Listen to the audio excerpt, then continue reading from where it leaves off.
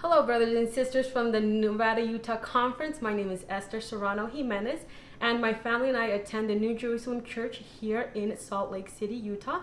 And today we are going to be preparing the bread for the Holy Communion. Since many of you know, we are having our Holy Communion as a conference via Facebook Live this coming Saturday. And today we're just going to be learning how to prepare the bread for this special occasion. Before we go over the ingredients really quick, I want to mention, as you can see, we have all of our ingredients. When my mom makes the bread for our church, she tends to buy everything freshly new, because since this is a very special occasion, we don't want to be using products that we have in our pantries or in our storage for a while. We want to use everything new, because since this is very sacred and very special, we want to make sure that we're giving the best for our Lord.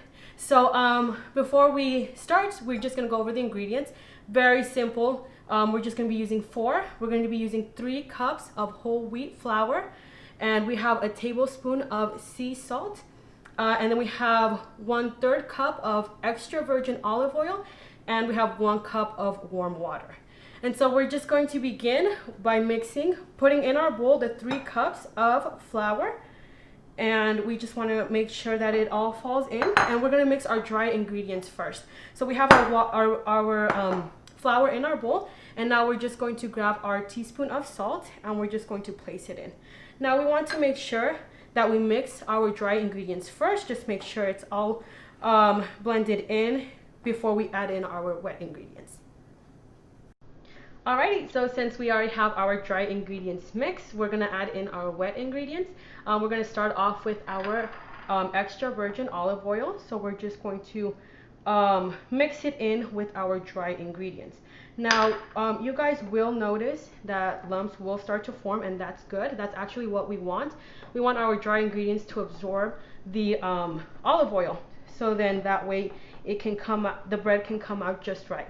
And so we already have it mixed in. Like I said, you will see lumps, and that's completely normal.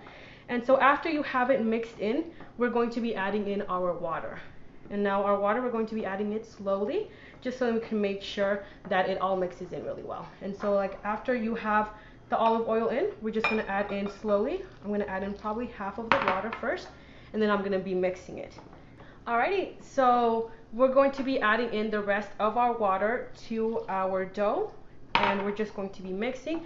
And we want to make sure that there's no particles of dry flour on the bowl. That will indicate when we do have it done, seeing that we have no dry flour on the bowl will indicate that it's complete. So we're just going to be mixing until it's all the water and the flour have combined. So as you guys can see, I'm done mixing the flour with the water. So now I'm just going to take it out of the bowl, and on your countertop we're going to knead the dough. But before that, we might want to add in a bit of extra virgin olive oil, just so then the dough won't stick to our hands. And so we're just going to add it in, and we're just going to knead the dough.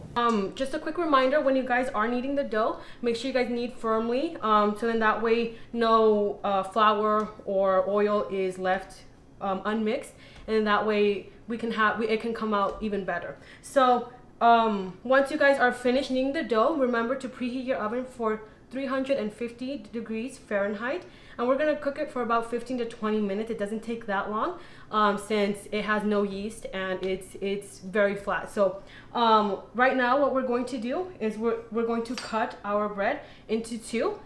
This is enough for 2 trays, and so what we're going to do is we're just going to split it in half, and then from here we're going to be creating the dough for each of the trays that we have. Alrighty, so with a rolling pin, what we're going to do now is we're going to spread the dough so we can place it on the trays. A quick reminder, when you guys do grab your trays, make sure to put a bit of olive oil, like I did here, so then that way the bread won't stick to the pan. Alright, and just a quick reminder, if you guys don't have a tray that's round, you guys can use whatever size you guys want. It could be square, it can be round, whatever you guys have available to you. So once we have spread our dough, we're going to pass it onto our tray, and once it's on our tray, we just want to make sure that it covers the whole entire tray, and if it goes off the edges, no worries. All you guys have to do is just make sure that everything fits right inside the circle or the square, whatever tray size you guys have. And we're just going to be spreading it with our hands. And remember, on the tray you guys do have to have olive oil, so in that way the bread won't stick to the pan. And so once you guys have it on the tray, we are going to be cutting it with a knife. The reason why we do this is because when the elders have to cut the bread for the Holy Communion, it could be a lot easier for them, and so it just gives it a shape. So with a knife, what we're going to do is we're just going to start from one side of the circle, and we're going to work our way down. We're going to do vertically all the way to the end, and then we are going to be doing it horizontally until we have the shapes.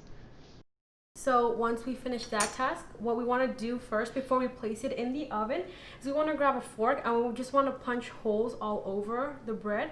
The reason why we do that is so that no air bubbles will form, and then that way the shape that it goes into the oven will be the same shape that it comes out. If we don't do this, then air bubbles will form and it can crack the bread really easily.